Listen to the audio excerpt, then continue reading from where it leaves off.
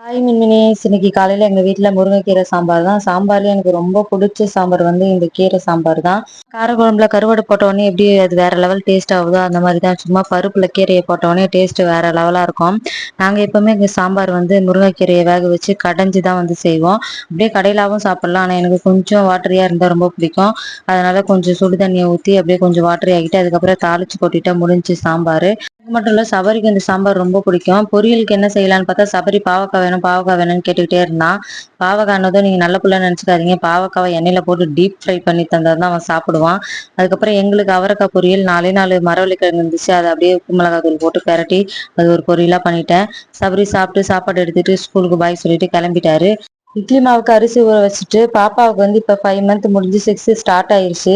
நான் கொஞ்சம் ஏர்லியராகவே வந்து பாப்பாவுக்கு சாலிட் ஸ்டார்ட் பண்ணிட்டேன்.